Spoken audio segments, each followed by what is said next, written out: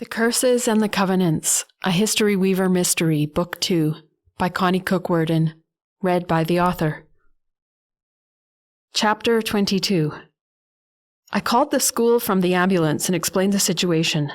I knew I could count on Larry filling in for me during his spare after lunch. Good egg, Larry.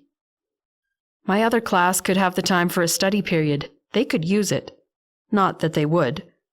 It was my regular day to meet with Julia as well, but I didn't mind missing that out. Then I asked for a sub for the rest of the week.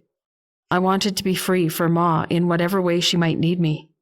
How long would she be in hospital, I wondered, and what would her life be like after she got out? How much of her abilities and independence would she regain? Would she ever be able to live alone again? Would I be selling my property and moving back in with her permanently? I talked and sang to her on the drive whenever her eyes were open. I was attempting to distract myself from my thoughts, more so than attempting to distract her. I tried to keep the worrisome unknowns at bay, but they kept crowding in, suffocating me. The wait at the hospital while the doctor examined Ma seemed like half of forever. There had been a long wait in the emergency room where I could be with her, but now that she'd been admitted, I was left to amuse myself as best I could in the waiting lounge. I idly flipped the pages in a woman's magazine, taking in nothing that I was reading. I couldn't have been more surprised to look up and see a familiar face approaching me. In spite of the circumstance, I gave him a smile of delight and a tight hug, without pausing to think about it. "I got here as fast as I could after school let out," Larry said, taking a seat beside me.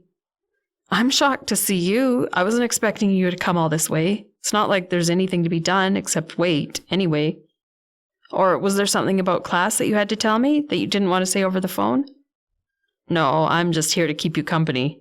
I thought you could use a friend to wait with you." "That's so sweet of you. I can't believe you came all this way." "Why wouldn't I?" "Well, it's really going the extra mile." "That's just the kind of guy I am." Larry grinned at me. "You know I care about you, Angie." His face turned serious and his eyes looked intense when they met mine.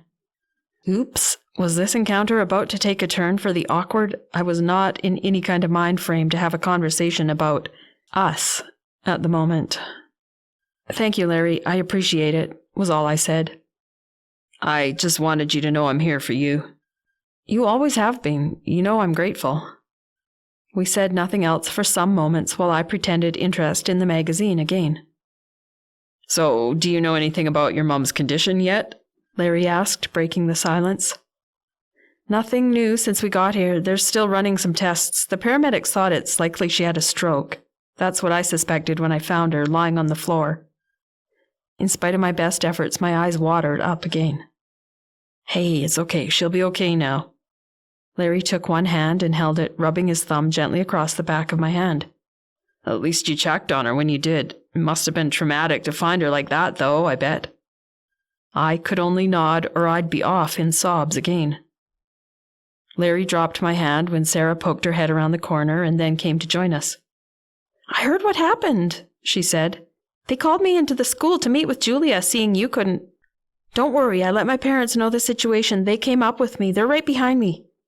Auntie Donna and Uncle Jim soon appeared. Nice. I'd forgotten to call them and let them know. I apologized to them for the omission and gave them all the information I had. Then we sat and said nothing. "I think I'll get a coffee from the vending machine," Uncle Jim said, getting up after a while. "Anyone else want one?" Sarah made a face. "Blech. Vending machine coffee? No thanks." "I'd like one," I said. I was starting to feel the need of a stimulant. Nervous tension was giving way to nervous exhaustion. "Cream and sugar?"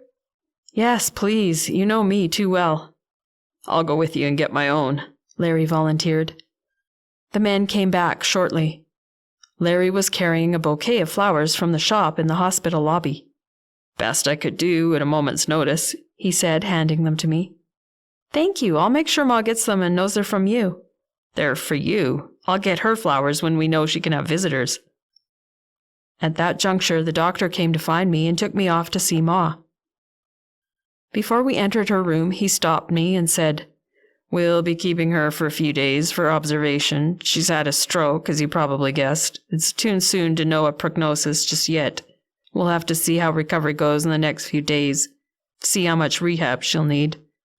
She's able to speak some now, and she has some movement on her left side again, so these are good signs that she's a fighter. Her will to fight will be the most important variable in how she recovers.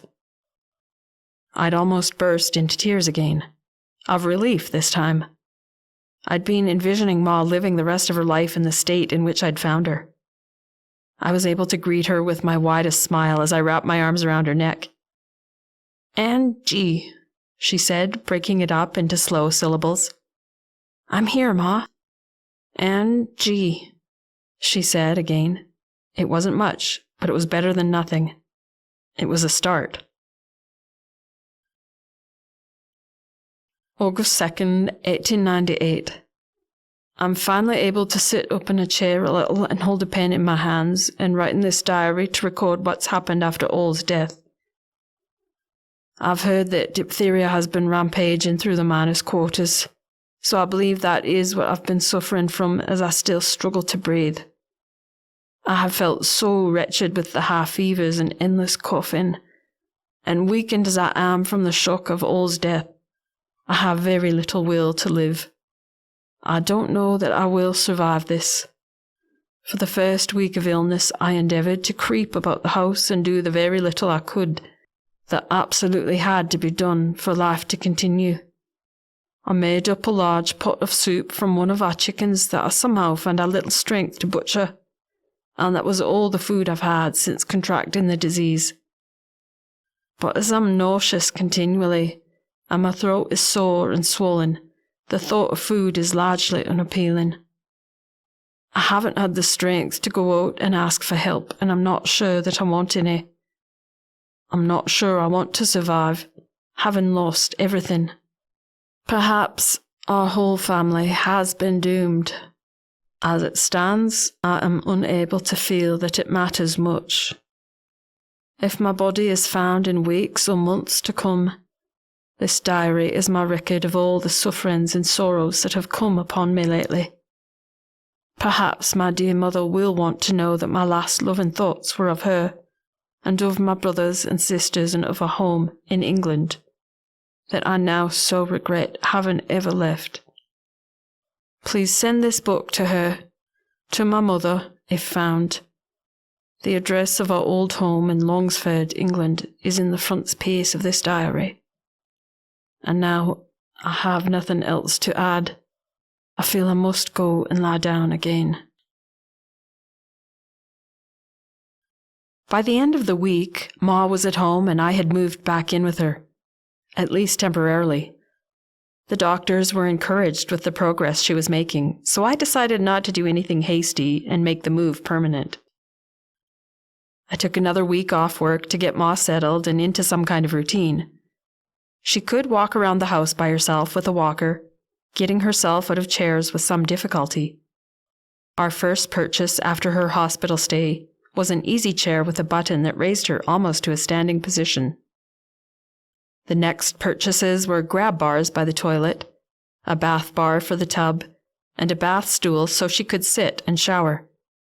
Getting in and out of the shower and in and out of bed still required my assistance, but as long as she could move around the house freely and safely, once up and ready for the day, I'd be able to go back to work in short order.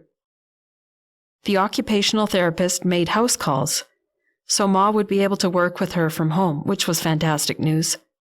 I wouldn't need to be available to drive her to the, for now, weekly appointments with the occupational therapist. Hopefully she'd someday be able to drive again, but that would be some time away. Her speech was coming back, but slowly. There were long pauses while she searched her brain for the word she wanted, and I could see her frustration when it evaded her. Her sentences were staggered and out of order, but she was forming sentences again. It was hard to see the changes, but when I compared reality to my worst fears when the stroke first happened, I was encouraged. I just hoped one day the old Ma, sharp edges and all, would be back. The doctors were very hopeful that she would make a full recovery, and with her blood pressure under control from meds, there was a good chance she wouldn't have another stroke. We hadn't known about the high blood pressure until the stroke because of her stubborn refusal to have regular doctor appointments. It was a bad way to find out a preventable ailment. The question was, would she comply with the doctor's orders for her medications and diet? That was the question. I could enforce some obedience while I lived with her, but what would happen if I moved out again? One step at a time, don't think too far ahead, I told myself.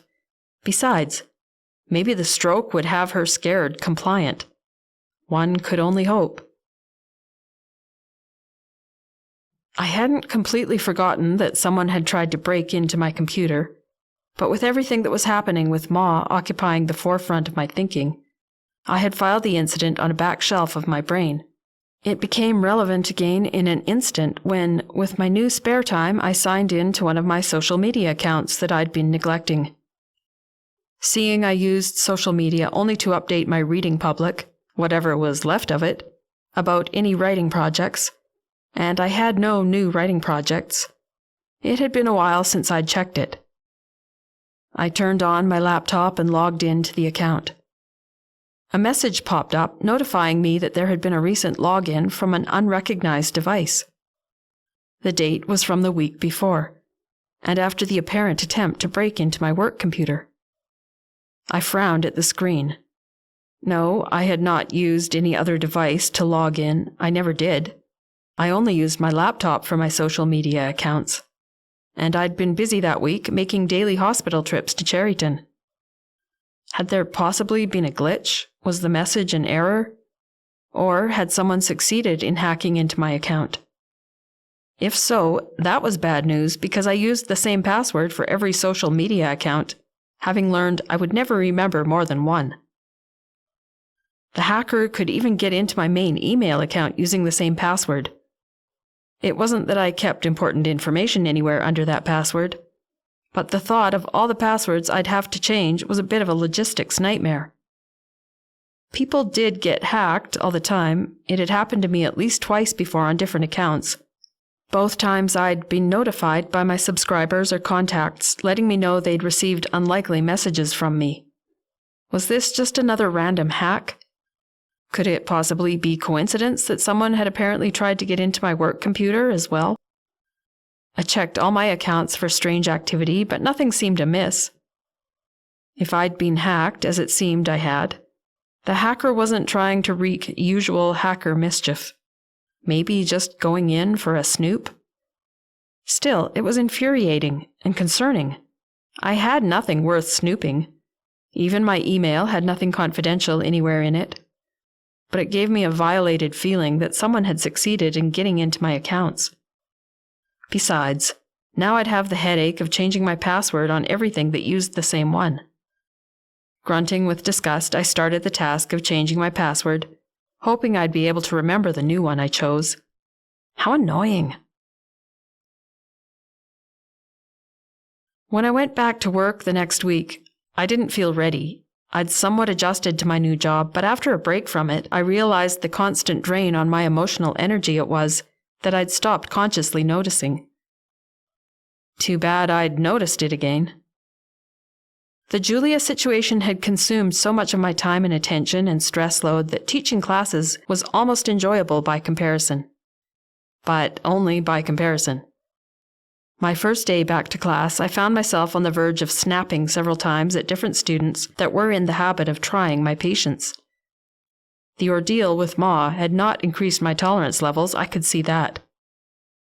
If I thought about this job as my long-term career, panic would start working its way up through my body.